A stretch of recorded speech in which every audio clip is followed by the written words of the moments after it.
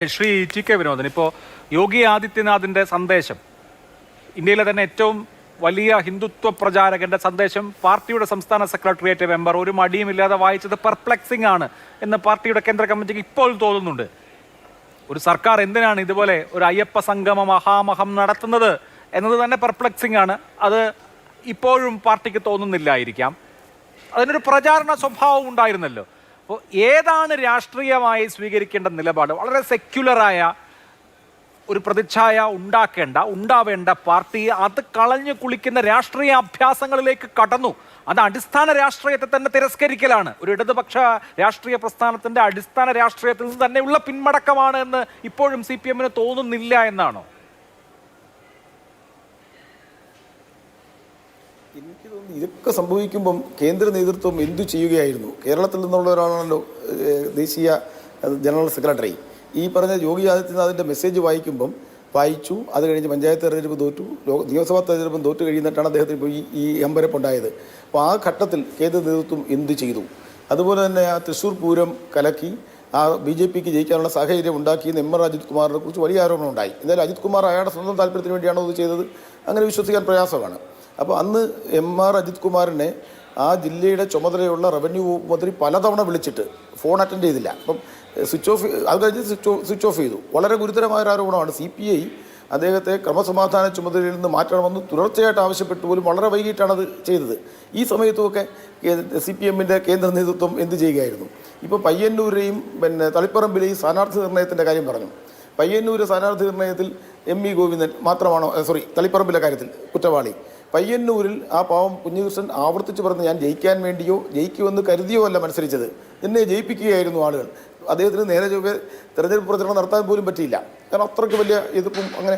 കാരണം ഈ കയ്യൂക്കിൻ്റെയും ബലപ്രയോഗത്തിൻ്റെയും രാഷ്ട്രീയം അത് കേരളത്തിൽ അതാണ് ചിലവാകുന്നത് എന്നുള്ള അവരുടെ ധാരണയ്ക്ക് കിട്ടിയ അടിയാണിത്. കാരണം അങ്ങനെ അപ്പം ആ TI മധുസൂദനൻ എന്ന് പറയുന്ന ആളുടെ പേരിലാണ് വലിയ ഗുരുതരമായ ആരോപണങ്ങൾ കുഞ്ഞികൃഷ്ണൻ ഉന്നയിച്ചിരുന്നത്. അപ്പോൾ നിങ്ങൾ എന്തു പറഞ്ഞാലും ഞങ്ങൾ ഇത് ചെയ്യും, ഞങ്ങൾക്ക് ചെയ്യും. പയ്യന്നൂർ പോലൊരു സ്ഥലം പാർട്ടി ഗ്രാമങ്ങൾ നിറഞ്ഞ ഒരു മണ്ഡലമാണ്, ജയിപ്പിക്കും. അത്തരം പാർട്ടി ഗ്രാമവും ആ സങ്കല്പവും ഒക്കെയാണ് ഇപ്പം തകിടം മറിഞ്ഞത്. ഇപ്പോൾ അർജുൻ ആയങ്കിയുടെ ഫേസ്ബുക്ക് പോസ്റ്റ് വന്നു. അർജുൻ ആയങ്കി ആരാണ്? അർജുൻ ആയങ്കി, കൊടി സുനി തുടങ്ങിയിട്ടുള്ളവർ ഇവരുടെ വാൻഗാർഡാണ്. ശരിക്കും പറഞ്ഞാൽ CPMൻ്റെ മുന്നണിപ്പടയാണ് ഇപ്പോൾ തിരിഞ്ഞിരിക്കുന്നത്. ഇന്ന് അർജുൻ ആയങ്കിയുടെ ഫേസ്ബുക്ക് പോസ്റ്റ് എന്ന് പറയുന്നത് പിണറായി വിജയൻ്റെ പോലീസ് നയത്തിനെ കുറ്റപ്പെടുത്തിക്കൊണ്ടാണ്. ഞാൻ പറഞ്ഞത് അവരുടെ മുന്നണിയിൽ ഭിന്നിപ്പുണ്ടായിരിക്കുന്നു. ഈ കൊടി സുനി ജയിലിലായിപ്പോയി. അർജുൻ ആയങ്കിയും മറ്റേ തില്ലങ്കേരിയും ആ ടൈപ്പ് കക്ഷികൾ തെരുവിലിറങ്ങും. പിന്നെ ഇവർ ഉണ്ടാക്കി വെച്ചേക്കുന്ന സമ്പത്ത്, ഇതുണ്ടാക്കാവുന്ന പോകുന്ന പ്രശ്നങ്ങൾ, ഇത് ഈ അടിസ്ഥാന പ്രശ്നങ്ങൾ ഒന്നും കാണാതെ ഇവിടെ ചാനൽ ചർച്ചയ്ക്ക് ആളിനെ നമുക്ക് കുറച്ച് പേരെ ട്രെയിൻ ചെയ്യിച്ചെടുക്കണം. പിന്നെ പ്രസംഗിക്കുമ്പം കൂടുതൽ നേരം പ്രസംഗിക്കരുത്. പിന്നെ അതുപോലെ തന്നെ പ്രസംഗിക്കുന്ന വിഷയങ്ങൾ ഒന്ന് ശ്രദ്ധിക്കണം. സ്ത്രീകളെ കൂടുതലായിട്ട് മത്സരിപ്പിക്കണമായിരുന്നു. അന്നേരവും ദലിതരുടെ കാര്യം പറയുന്നില്ല, സ്ത്രീകളെയും മുസ്ലിങ്ങളെയും കൂടുതൽ മത്സരിപ്പിക്കണമായിരുന്നു. ഇങ്ങനെയൊക്കെ വളരെ വളരെ വളരെ തൊലിപ്പുറത്തുള്ള കാര്യങ്ങളാണ്. അടിസ്ഥാനപരമായി ദളിതർ, തൊഴിലാളികൾ, ബാക്കി പാവപ്പെട്ടവർ, അധ്വാനിക്കുന്നവർ അവരെല്ലാം അകന്നുപോയി. അങ്ങനെ അവർക്ക് ഈ പറഞ്ഞ ഏറ്റവും പ്രധാനപ്പെട്ട കാര്യം വെച്ചാൽ സാമ്പത്തികമായിട്ടുള്ള വലിയ അന്തരം, സമ്പന്നരും ദരിദ്രരും തമ്മിലുള്ള അന്തരം വർദ്ധിച്ചു വരുന്നു. അപ്പോൾ അപ്പുറത്താണ് നിൽക്കുന്നത് ഇവരെന്നുള്ള തോന്നൽ ശരിയായാലും അല്ലെങ്കിലും ഈ CPM മറുഭാഗത്താണ് എന്ന മുമ്പ് അങ്ങനെയല്ലായിരുന്നു. എന്തെല്ലാം പറയുമ്പോഴും പാവപ്പെട്ടവർക്ക് വേണ്ടി നിൽക്കുന്ന ഒരു പാർട്ടി എന്നുള്ള ധാരണയാണ് ഉണ്ടായിരുന്നത്. ഇപ്പോൾ അപ്പുറത്താണ് അവർ നിൽക്കുന്നത്. ഇപ്പം പറഞ്ഞു കേരളം ആരോഗ്യരംഗം ഏറ്റവും നമ്പർ 1 ആണ് കേരളം എന്ന് പറയുകയും അവിടുന്ന് അമേരിക്ക എന്നൊക്കെ സായിപ്പന്മാർ ഇങ്ങോട്ട് വരുന്നു എന്നൊക്കെ നമ്മുടെ മുഖ്യമന്ത്രി തന്നെ പറഞ്ഞു. പക്ഷേ അദ്ദേഹത്തിന് ചികിത്സിക്കേണ്ടി വരുമ്പം അമേരിക്കയിലേക്ക് പോകുന്നു. പാവപ്പെട്ടവർ ഇവിടെ കിടന്ന് കഷ്ടപ്പെടുന്നു. നമ്മുടെ നാട്ടിലെ ചികിത്സ, ഒരു അസുഖം വന്നാൽ പാവപ്പെട്ടവൻ്റെ അവസ്ഥ എന്താ നമുക്കറിയാം. പ്രശ്നമില്ല.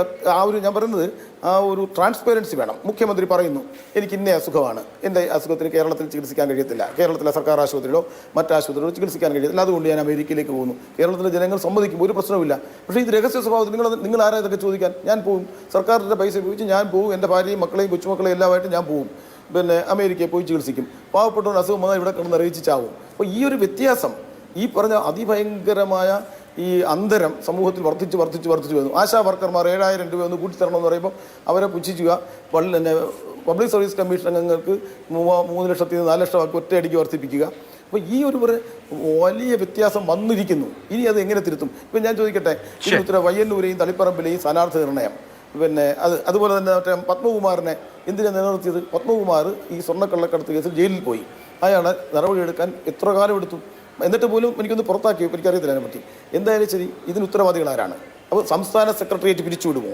സംസ്ഥാന കമ്മിറ്റി അവിടെ നിൽക്കട്ടെ. അങ്ങനെയാണെങ്കിൽ ഇത്രയും വലിയ ഗുരുതരമായ തെറ്റുകൾ രാജ്യത്ത് യോഗി ആദിത്യനാഥിൻ്റെ കയ്യിൽ നിന്ന് മെസ്സേജ് വായിച്ച് അത് ഗംഭീരമാണെന്ന് പറഞ്ഞ് വായിക്കുന്നു തുടങ്ങി ഇതെല്ലാം ചെയ്യുന്ന സംസ്ഥാന സെക്രട്ടേറിയറ്റിനെ പിരിച്ചുവിടണമല്ലോ. അതാണല്ലോ ശരിക്കും ഇത്രയും വലിയ തെറ്റാണെങ്കിൽ CPM കേന്ദ്ര നേതൃത്വം ചെയ്യേണ്ടത് സംസ്ഥാന സെക്രട്ടേറിയറ്റ് പിരിച്ചുവിടും. സെക്രട്ടറി ഉൾപ്പെടെ സംസ്ഥാന സെക്രട്ടേറിയറ്റിനെ പിരിച്ചുവിടും. അങ്ങനെ പിരിച്ചുവിട്ടിട്ട് അവർ തെറ്റുതിരുത്തൽ നടപടികളിലേക്ക് കടക്കുകയാണെങ്കിൽ അതിനകത്ത് അല്പമെങ്കിലും ഒരു ശരിയുണ്ടെന്ന് പറയാം. അങ്ങനെയൊക്കെയുള്ള സംഭവങ്ങൾ ഉണ്ടായിട്ടുണ്ടല്ലോ. അപ്പോൾ സംസ്ഥാന സെക്രട്ടേറിയറ്റിനെ പിരിച്ചുവിടുമോ എന്നുള്ള ചോദ്യമാണ്. അതിനുള്ള തൻ്റെ ഇടം ഇപ്പോഴത്തെ ദേശീയ കേന്ദ്ര നേതൃത്വത്തിനുണ്ടോ എന്നതാണ് CPM-നെ സംബന്ധിച്ചുള്ള ഭാവിയെ നിർണ്ണയിക്കാൻ പോകുന്നത്.